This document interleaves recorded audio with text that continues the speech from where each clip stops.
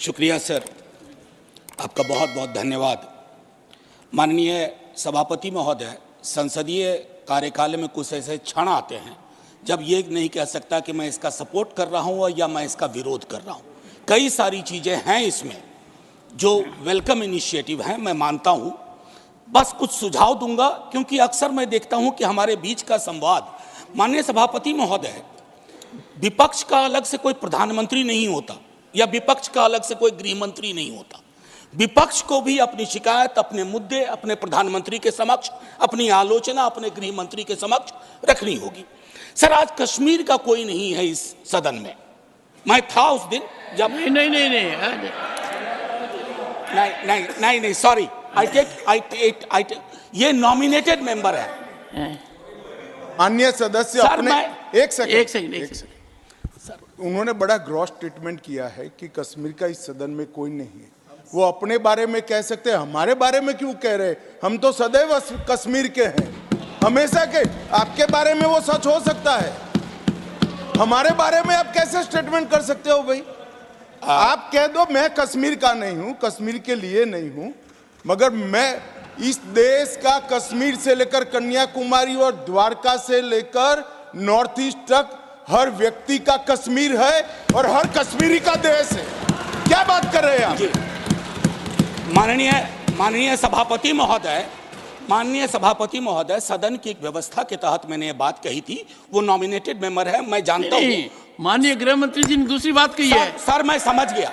Sir, या तो मुझे बात कहने दी जाए। मैं ये कह रहा था कि जैसे मैं बिहार से चुन के आता हूँ, उस संदर्भ में मैंने ये बात कही थी। देश तो सबका है सर, तिरंगा यहाँ कहीं किसी से छोटा नहीं है सर। मैं सिर्फ इतना कहना चाहता था। माननीय सभापति महोदय, इसमें बहुत अच्छी चीजें, जैसा मैंने शुरू में ही कहा कि विरोध के लिए विरोध करूं ये उचित नहीं है। माननीय सभापति महोदय, महत्वपूर्ण है कि जब हम ये कहते हैं कि ये नॉमिनेशन होंगे, पहले तो मैं तारीफ करूं कि अंडर प्रिविलेज्ड के बदले एक शब्द जो कि कॉन्स्टिट्यूशनली वैलिड टर्म है, अदर बैकवर्ड क्लासेस, आपने उसका इस्तेमाल किया है, तारीफ के काबिल।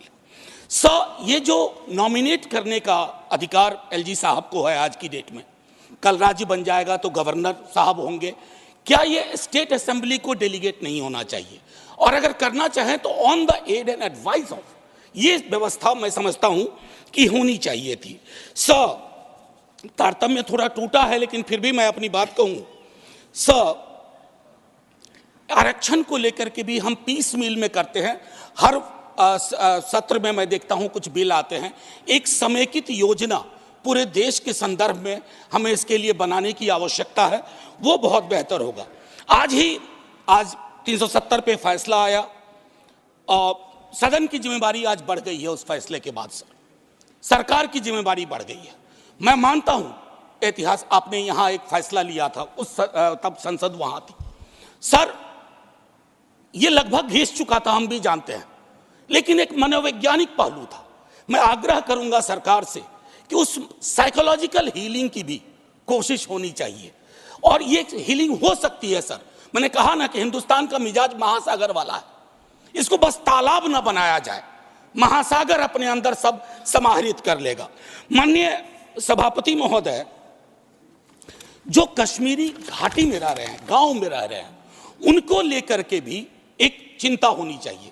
बाहर हैं, उनकी चिंताएं वाकिफ है, बल्कि विवेक जी ने यह बात कहा कि बुरे से बुरे वक्त में एक बहुत बड़ी आबादी उन्हीं घरों में, गांव में, गलियों में रही, उनका एक्नॉलेजमेंट मैं समझता हूं बहुत आवश्यक है। माननीय सभापति महोदय, अंबेडकर साहब कहते थे कोऑपरेटिव फेडरलिज्म, माननीय प्रधानमंत्री जी भी कई बार उसको दोहराते हैं। सर, कोऑपरेटिव फेडरलिज्म के नजरिए से देखेंगे ना तो हैंड होल्डिंग की जरूरत होती है। मैं जानता हूं कि दिल्ली की आइडिया ऑफ नॉर्मैलिटी और घाटी या जम्मू या लद्दाख की आइडिया ऑफ नॉर्मैलिटी में फर्क है सर। अभी पिछले दिनों हमारे कई बीजेपी के साथी कह रहे थे कि चुनाव परिणाम संतुष्टि का परिचायक है।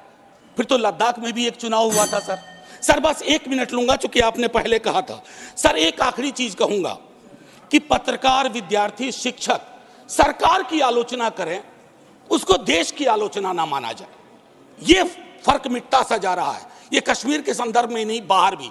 दूसरी चीज सर, दूसरे राज्यों में जो कश्मीर के छात्र रहते हैं उनको एक प्रोटेक्शन दीजिए और आखिरी चीज कहूंगा सर, बड़ी पीड़ा के साथ, कि खामोशी शांति का पर्याय नहीं होती है। शांति के लिए न्याय चाहिए, वो उतना ही कश्मीर के लिए दुरुस्त है जितना मणिपुर के लिए। जय हिंद सर।